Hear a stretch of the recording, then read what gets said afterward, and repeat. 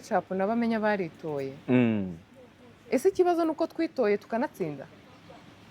ubaka kanya ubaye ufite umuntu w'umuvandimwe wawe ubwo ni inshuti arashoye ashoye amafaranga menshi ahantu ashoye bigenze neza abonye inyungu ukwiriye kubabazwa nuko yashoye akabona inyungu ntago abantu bakwiriye kubabazwa nuko bagenzi babo bashoye bakabona inyungu kandi ni ngombwa ko bavuga kubera ko turabatungura ariko imodoka yazanye confidence kwa ketchup yego ndazisanga ngusabe niyamye abantu bajyaho ngo kubera ngo abana afite ngo ibintu yabikora ngo umuntu ukumva ari yandagaje wenda urugero buriya ntiyagura amavuta y'ibihumbi 100 kubera abana afite ahari menya ari nayo mpamvu babonye urwaye imodoka bakikanga bati